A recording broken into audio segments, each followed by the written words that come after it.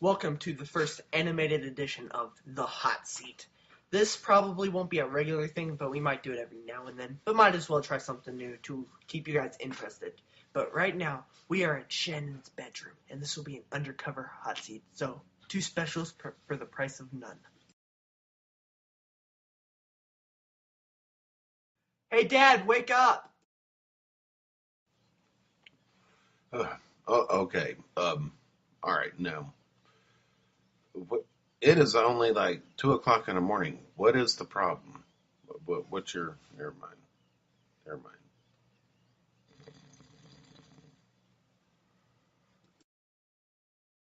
Dad, come on, we gotta do a video.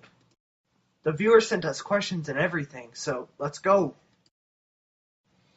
They sent us questions at 2 in the morning, or did you have these a while and decide to get around to them at 2 o'clock? And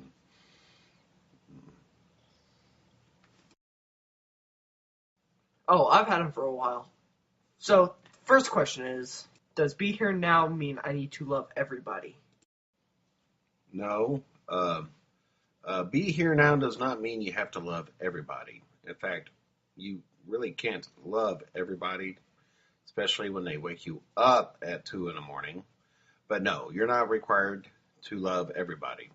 What usually happens is when you be here now and you observe the moment, you feel a connection to other people, and that allows you to have fairness with everybody. You can be fair with everyone, but you can't love everyone.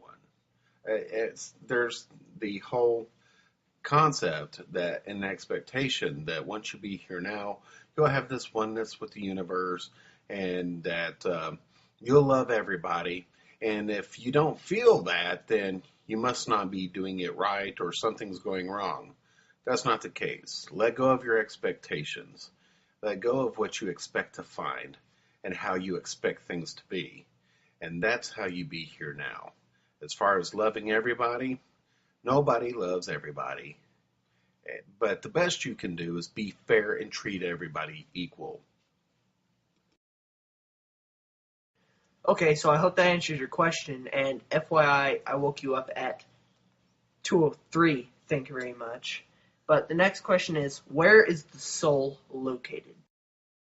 There is actually a lot of debate or philosophical discussions about where the soul is, what the soul is, where it comes from, what's it for, that kind of thing. The soul, by what I was always taught growing up, is the seat of your emotions. And because it is the seat of your emotions, it is also the seat of where your will, your desire, um, your motivations come from. And it's pretty much the thing that motivates you and steers you throughout your life. And a lot of times this is true for most people because they are pretty much ruled by their emotions. They are pretty much occupied by whatever they feel instead of just letting it float by. Oh, there it is, there it goes.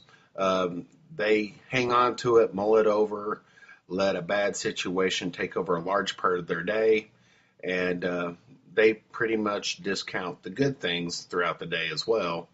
But be here now allows you to just observe everything as it is and not place any expectations or prejudice or judgments on any of the situations that are happening before you.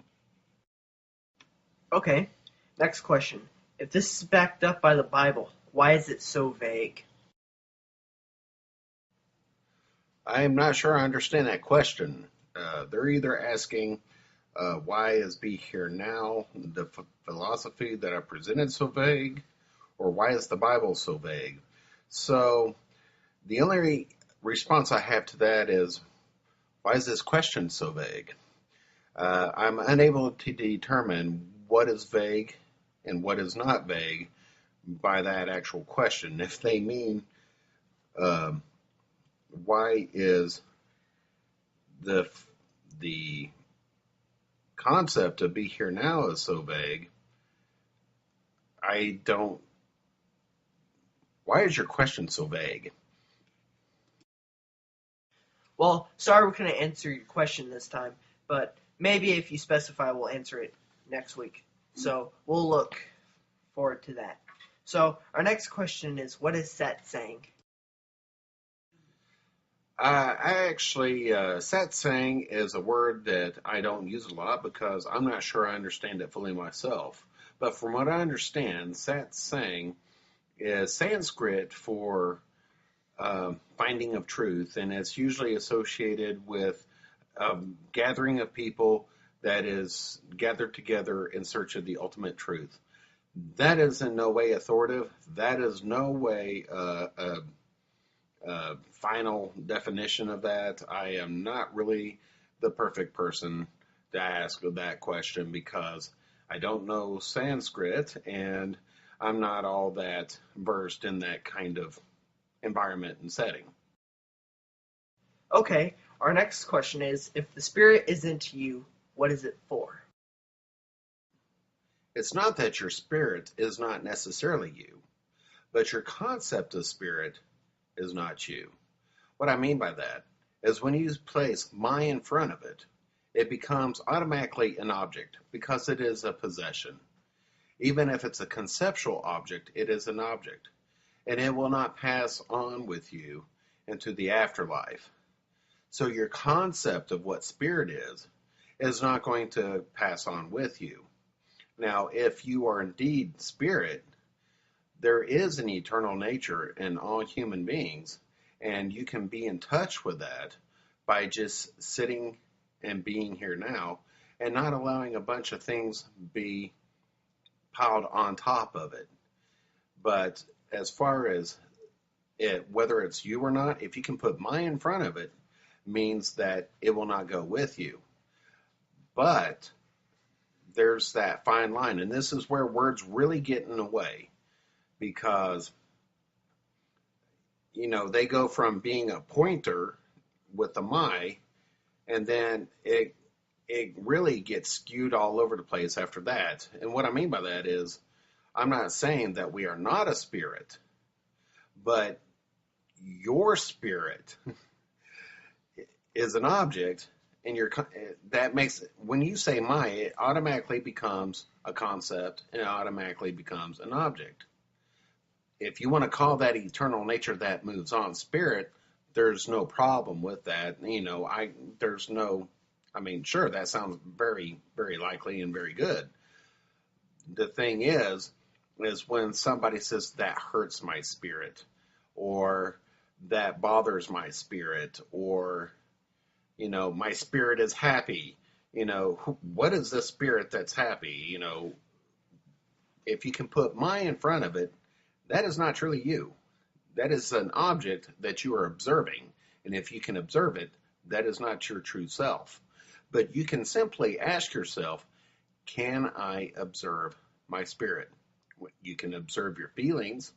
And we have already established that feelings and soul are kind of intermixed as far as concepts, at least of my concept of it. But that doesn't mean it's true, number one. Number two, can you observe your spirit? Now, you will probably find that it's very hard to observe your spirit.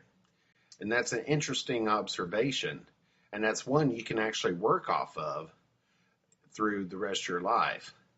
Because a camera cannot observe itself. Even if you place it in front of a mirror, it's observing a mirror that has a reflection of the camera, but it cannot observe itself directly. Neither can your eternal nature. Your eternal nature cannot observe itself directly any more than the eyeball can look at itself directly. So this is where words really get in the way of everything. But if you can put my in front of it, it is a concept. If it is a concept, it becomes an object. If it's an object and it's got my in front of it, it is a possession. And your possessions will not go with you beyond the physical death of your body. Okay, so our next question is, does be here now mean I can't like and prefer certain things? Not at all. Be here now does not mean that you cannot like or prefer certain things. If you have a choice and you prefer vanilla over chocolate ice cream and you have that choice, then that's great. Choose vanilla. If you don't have that choice and you only have the option of chocolate, then just be here now and totally examine the moment and observe the moment. Examine is too strong of a word because that's a whole lot of verb to it. It's a lot of action. Observance is more of a passive type of view when I use it. So observe the moment. But you can have preferences. If someone asks, what would you rather do? Would you rather go see movie A or movie B? And you prefer movie A, say movie A. If they really insist on movie B and you know that this is what will really make them happy, then be here now. Let your desires float by. There was my desire. There it goes. And go ahead and see movie B. That's where be here now really comes into play, is because you're dropping your desire. You're dropping your preferences for a little bit for either lack of options or because for the sake of someone else. Okay, so our next question is, does Be Here Now back up other religions? It does not back up religions and doesn't go against religions. It doesn't back up anything and it doesn't go for anything or advocate anything. So I would have to say that and leave it at that, because that's basically the truth about just being here now, observing what is as it is and for what it is, without putting all your filters and prejudice and mental blocks in front of it. We seem to have gotten a lot of Be Here Now questions this week, because our next question is Be Here Now its own religion? Is Be Here Now its own religion? It could seem that way, but you can make a religion out of anything. You can make a religion out of Star Trek, as many have. You can make it out of Elvis, as many have. You can make it out of X-Files, as many have. H.P. Lovecraft, as many have. So you can make a religion out of anything, and it's not actually a religion. Remember, Be Here Now is something that is a concept about letting go of whatever concepts, beliefs you have, and all that. You can even let go of Be Here Now and still do the same thing and acquire the same thing. You can let go of everything that I've told you and let it just, there it went, and let it pass on by. In other words, something I say a lot is, once you are on the boat and you make it to shore, you don't carry the boat around on your back all over the place. You leave it at the shore. So, don't try to carry the boat on your back. If Be Here Now and you've gone beyond that and you don't need that, go ahead and drop it. Just let it go. Let it go on by. Okay, so our next question is, what is the biggest problem in the world with spirituality? The biggest problem I actually see, I don't know if it's necessarily a spiritual one, but the biggest problem I see is there's still a lot of people having the mentality it's us versus them, my ideas versus their ideas, and there's all this separation going on, it seems like. There's not a unity. It's like not everybody realizes we're all floating on this big rock hurling through space, and we're all right now in this moment, and we're all in it together. And I think that is the biggest problem, if you want to call it a problem, that really faces us today, is that we don't realize we're all in it together. I think if everybody realized that we were all in this thing together, then there would be a lot more friendship and camaraderie and brotherhood and that type of thing. Sisterhood for some of y'all. But that's what I think the biggest obstacle, I guess, is for people today. We've got one more question today, and that is, why does all of this sound so anti-Christian? Why does it sound so much like it's anti-Christian? Well, I don't know why it sounds anti-Christian, because Psalms 46:10 says, "Be still and know that I am God." That sounds like a be here now reference to me. And also about being like an infant, not being prejudiced or have expectations on the next moment. Sounds very similar to in Matthew 19:13. Then were there brought unto him little children, that he should put his hands on them and pray. And the disciples rebuked them. But Jesus said, Suffer little children, and forbid them not to come unto me, for of such is the kingdom of heaven. And he laid his hands on them and departed thence. So that says, those that are of the kingdom of heaven are like the little children. Also, another one about getting rid of your possessions and letting go of things and not being possessed by your possessions. And behold, one came unto him and said, Good master, what good thing shall I do that I may have eternal life? And he said unto him, Why callest thou me good? There is none good but one, that is God. But if thou wilt enter into life, keep the commandments, he said unto him. Which? Jesus said, Thou shalt not do murder, thou shalt not commit adultery, thou shalt not steal, thou shalt not bear false witness, honor thy father and thy mother, and thou shalt love thy neighbor as thyself. The young man saith unto him, All these things have I kept from my youth up. What lack I yet? Jesus said unto him, If thou wilt be perfect, go and sell all that thou hast, and give to the poor, and thou shalt have treasure in heaven, and come and follow me. But when the young man heard that saying, he went away sorrowful, for he had great possessions. Then said Jesus to his disciples, Verily I say unto you, that a rich man shall hardly enter into the kingdom of heaven. And again I say unto you, it is easier for a camel to go through the eye of a needle than for a rich man to enter the kingdom of God. You don't have to have a lot of money to be a rich man. You don't have to have a lot of possessions of material wealth to have a lot of objects and possessions. All that you need to have is have a lot of opinions, a lot of beliefs, a lot of this is the way the world is, and have a lot of thought process hang-ups and beliefs in the way things work. Just see things as they actually are. Also, that sounds very similar to, in other passages, to being like a child, because Nicodemus, when he comes to Christ, he asks pretty much the same thing. In fact, this could be a different, retelling of the Nicodemus incident.